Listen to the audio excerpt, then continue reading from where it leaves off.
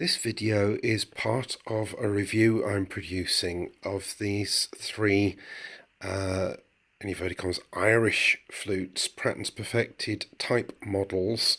I wouldn't say they're copies, made by Lakewood Instruments or Lakewood Flutes from Sialkot in Pakistan. And they've been sent to me for evaluation and review. I'm not going to go into all details in this video, which is primarily going to be about how they sound, but there are one or two things I do want to show. One being that I've got my original genuine Boosey & Sons Pratten's perfected flute there, which has been part of my comparisons that I've been making in the written review. And I will play it to compare its sound in this video aspect of the review. I've also got at the back here three other Pakistan-made flutes, random ones that I've picked up over the years cheaply on eBay, which I've got more than this. There's another 4 or 5 at least knocking around. Again, I'm making comparison between the Lakewood ones and these, and the Lakewood ones are a significant step forward and improvement on the general run of these. As I say, I have no idea who made any of these. I don't think they're all by one maker for one moment. They do, however, have certain features which are typical of these cheaply produced Pakistani flutes, one being absolutely enormous, cavernous and rather badly cut embouchure holes, and another one being these big clumsy steps in diameter down to the body at the barrel socket and at the foot socket. There are other things, but I'm not going to go into any further detail on them. They're just showing that I have a background of experience with these that I can compare the Lakewood ones to. Continuing with the Lakewood ones, they have rather smaller, they're still on the large side, but they have rather smaller and somewhat better shaped embouchure holes, though they're not as consistent or tidy as they ought to be. They also have this rather odd wider, very slightly wider patch demarcated by these decorative rings. The point of that is not really apparent to me, but they are much better matched at the joints. Right, this isn't a musically, structurally important thing, but it does tell you something about the design quality and the production care. So I would say it's definitely improvement. They've also got these gilded brass rings. That is actually gold plate on them. Not sure it's attractive, but I don't really see the point in it. I'd rather have solid silver rings or even solid nickel silver rings rather than plated brass ones, because the plating's only going to rub away with time. Now, one thing I do want to show on these, which is that there's quite a bit of wobble in these joints. You see that there, the foot joints particularly. And when you pick the flute up, you feel it go flop in the joint, even if they're pushed carefully home. And there's a little bit of play in this joint as well, similarly. The other two barrel sockets are not so bad. They're reasonably okay there. The main reason for this is that the tenons are very short and the sockets likewise, and they've got this not very tidily done reconstituted cork sheet lapping, yeah, what they really need is longer tenons and wider lapping beds. Then the quality of the cork would matter less, or how well it's done. There's plenty of scope there to make the sockets longer, to receive a longer tenon, and the same is true at the other end. This is all detailed in photos and in discussion in the written review, but I wanted just to show it in the video briefly. Just tagging on for what it's worth, the other Pakistani ones all have somewhat longer foot end tenons and don't flop around in the sockets in the way that the Lakewood ones do. That's a fairly easily fixed design structural thing though, but it does let them down. The next thing I'm going to do is to show the sound of each of the three Lakewood flutes. And three different materials. This is a rosewood of some kind, this is Olivewood, and this is an acetal polymer, a Delrin, though it won't be the actual Delrin brand name. The rosewood one's lightest, followed by the Olivewood, and then there's actually not much difference between the Olivewood and the Delrin. They're both fairly heavy. But what I'm going to do first, just as a kind of reference point, is to show the sound of my original Boosey & Sons Pratten's Perfected flute. Though I will point out that the embouchure hole on this is not the flute's original embouchure hole. It's a bushing that was done by Chris Wilkes for the previous owner, and the hole is probably somewhat, well, it's definitely somewhat smaller than the original hole would have been. But anyway, this is the sound. I'm just going to do a 2-octave scale.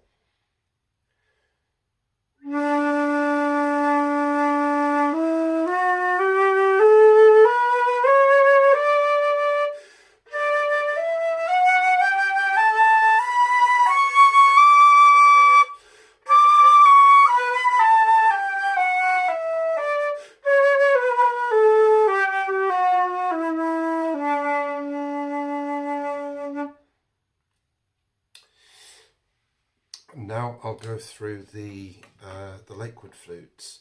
I've got them tuned to a 440. It's quite cool here this evening. I'm doing this recording. I've got them pushed in a little bit further on their tuning sides than I've found as I've been messing around with them over the last couple of months. They need to be for a 440 normally when it's a bit warmer, but I've got them all tuned the same, and the Boosey should have been at 440 as well. I should also say that I don't ascribe any difference in sound between them necessarily to the different materials that they're made of, in particular given that their embouchure holes are by no means identical, which is detailed in the written review. The Rosewood one.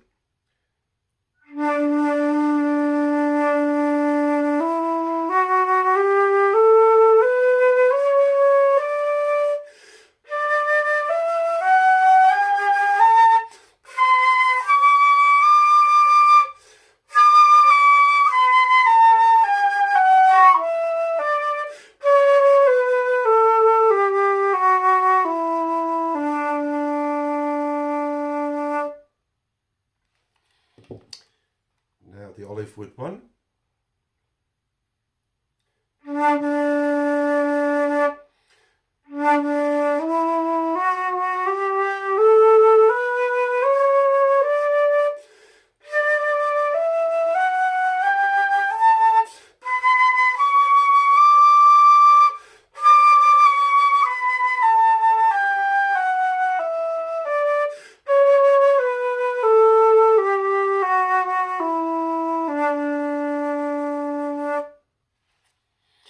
And finally, the Polymer one.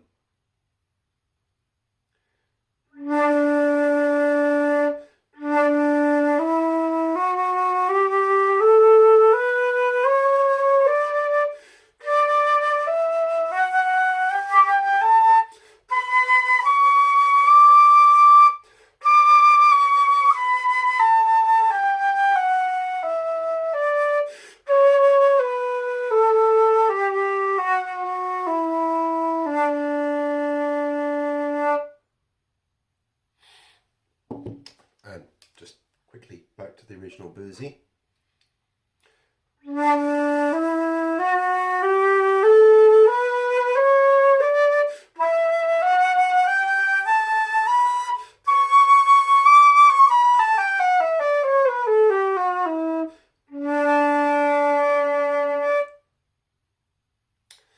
So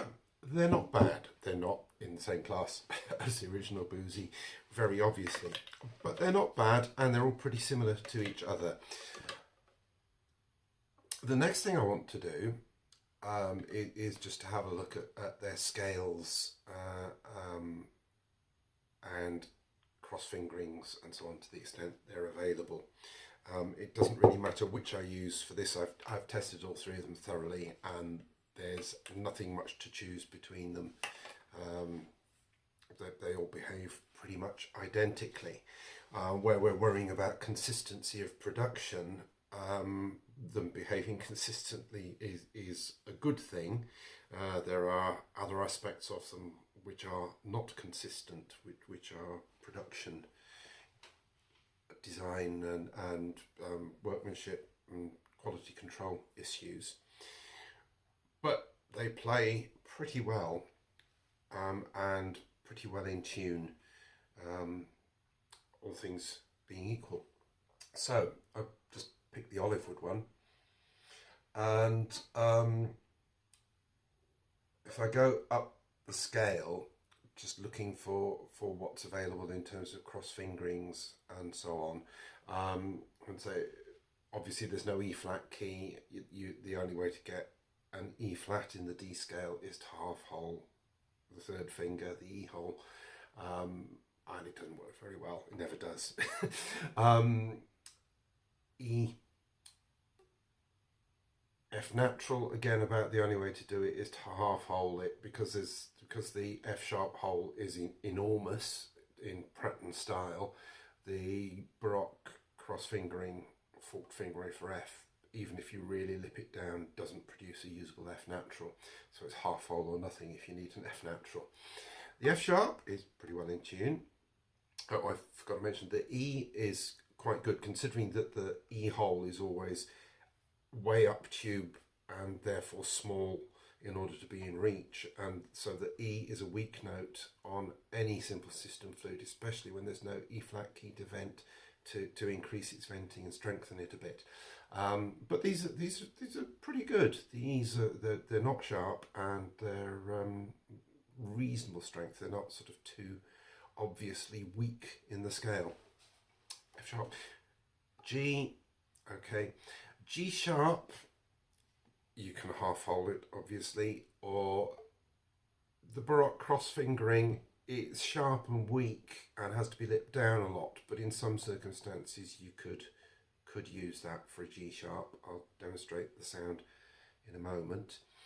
A B flat, again, if you cross finger it forked left and either two or preferably three fingers down on the right hand, you do get a not too bad B flat, although again of course you can always half hold it, but that's the most usable fingering, cross fingering in the bottom octave. B, C natural.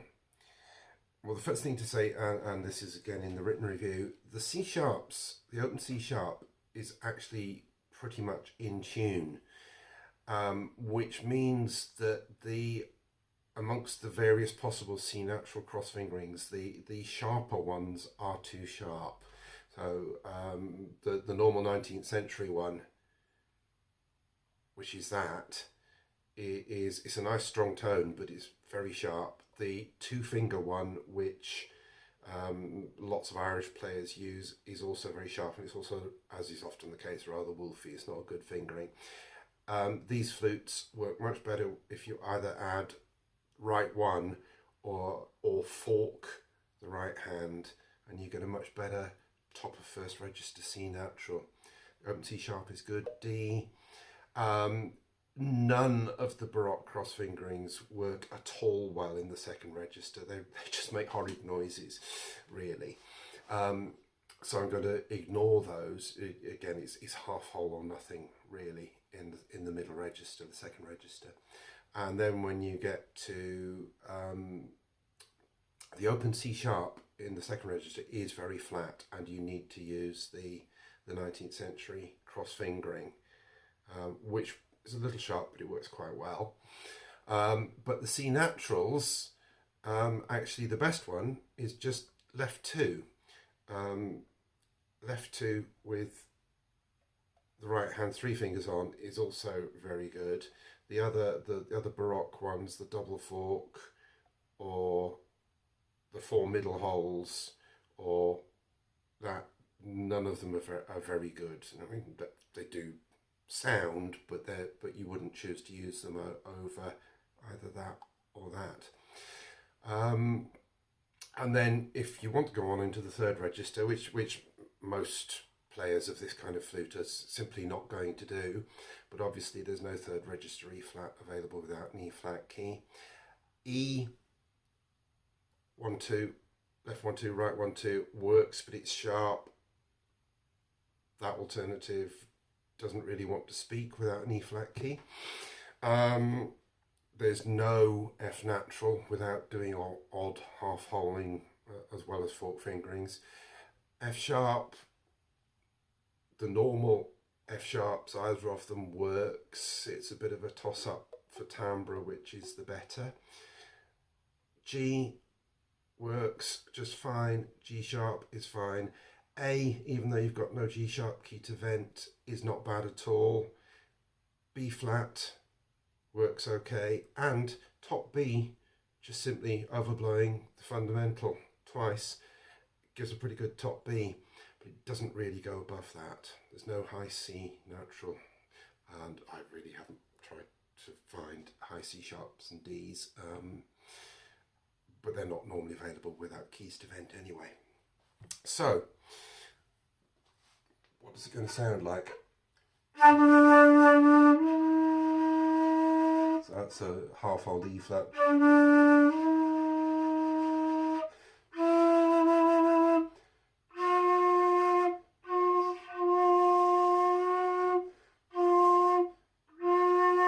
You can just about lip down for a forked F, but it's not, you wouldn't tend to do it.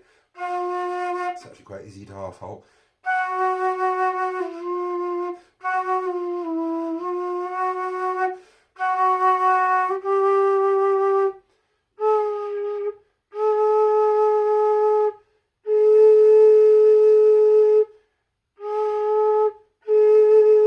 G sharp.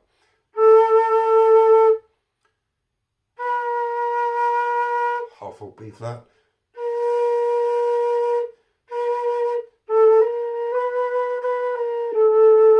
So that the fingering I mentioned for B flat is quite usable. B, then C natural. If I do,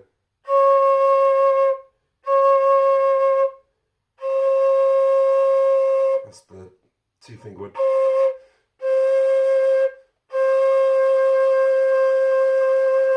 The extra finger on that fingering doesn't make much difference to pitch, but it improves the tone. So in a little scale over the break,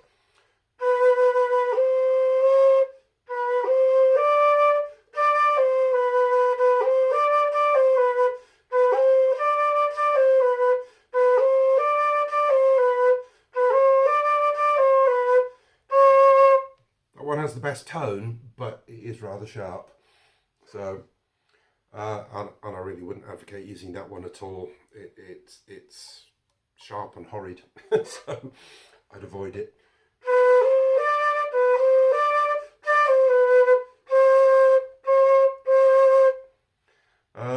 Then, as I said, you've only got half hole options through the middle register until you get to C. So B.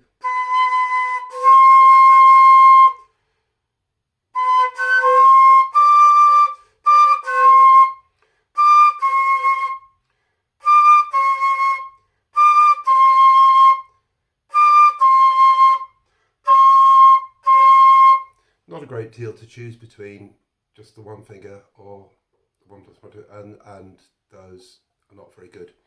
So I would probably go for the one finger one, nice and simple. And C sharp.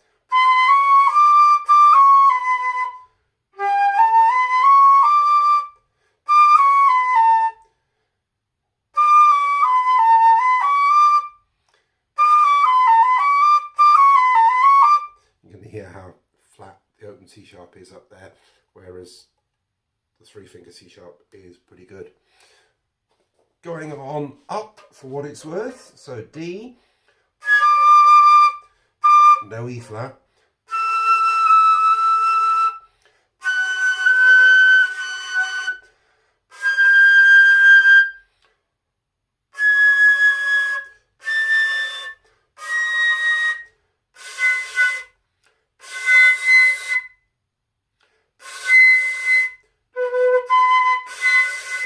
I mean, who wants top B, but it is there, you can do it. So,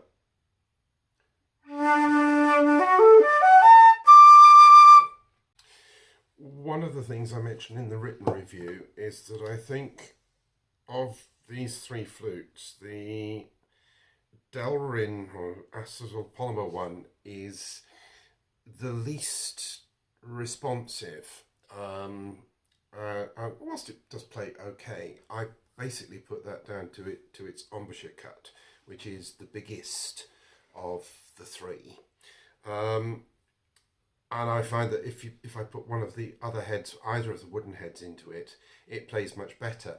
And I don't think that, as I said, keep saying, I don't think that's because of the material of the heads or the body tubes. I think it's purely and simply the embouchure cut. So here it is. Here's the Polymer one with its own head.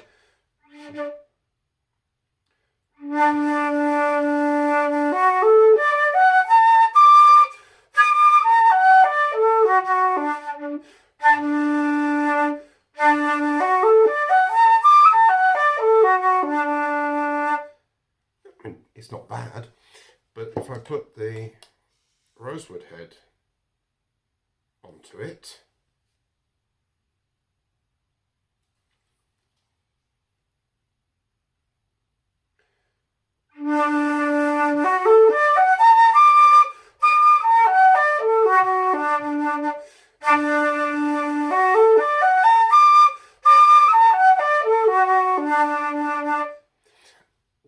get a lot more from it. And if I put the Polymer head into the Rosewood one, the heads are all interchangeable because the brass tubing is standard sizes.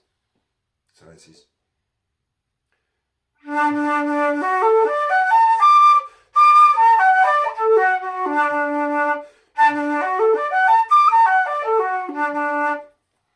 I give that its own head back,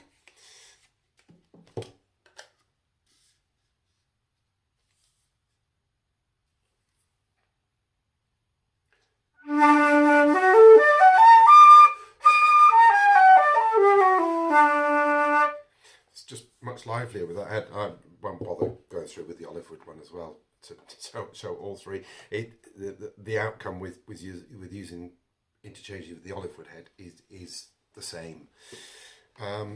So I think that's the least good embouchure cut.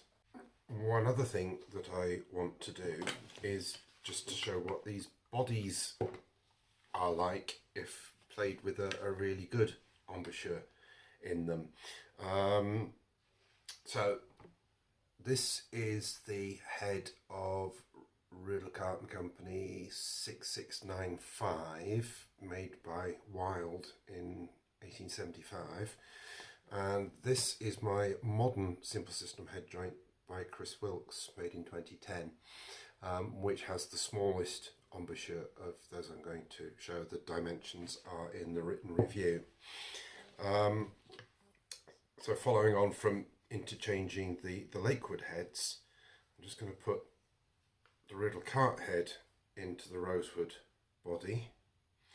The proportions of the heads of these are longer from the embouchure, so I'm going to push them right in onto the barrel. Unfortunately, I can't do the reverse thing and put one of these heads into an original flute because the tubing's not compatible, and I haven't found any barrels that will fit on original flute tenons that will accept that tubing. So I can't do a fully exhaustive sort of cross matching. But anyway, this is the Rudall Carte head on the Rosewood body. And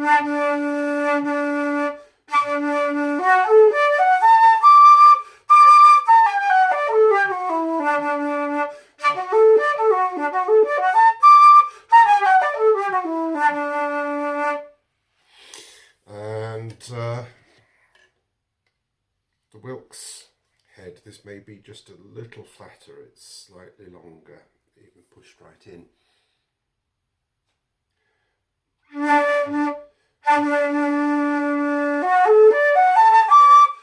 Yes, it is a bit flatter.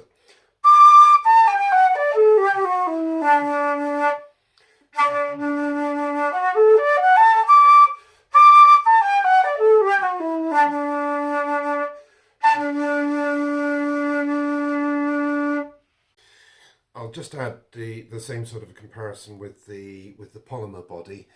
So this is with the Rudall Carte head. Oh, by the way, the main reason I'm not using the original Boosey head in this part of the exercise is that not only is it not an original Boosey embouchure, but also the length from the centre of the embouchure to the ring at the tuning slide, it's an even longer length, which means it can't be pushed in enough to come up to the same sort of pitches we're doing everything else at. So and a lower pitch has a different timbre, so it's not really a fair comparison. Whereas with the Rudall Carte head and the Wilkes head, that's only a little bit flatter. It's not an unfair comparison. So Polymer body with Rudall Carte Wylde head.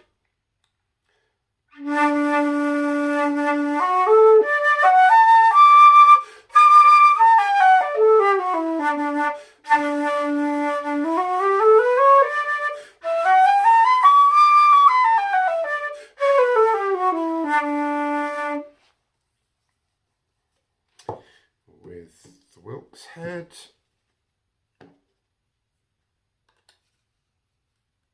Again, pushed all the way in.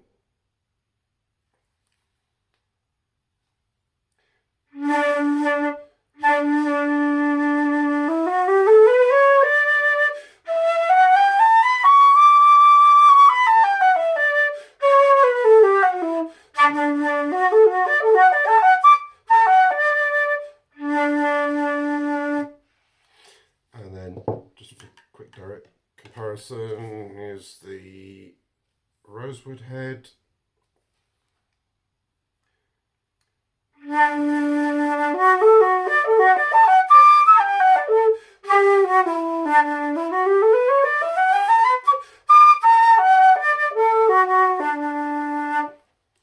And its own Polymer head.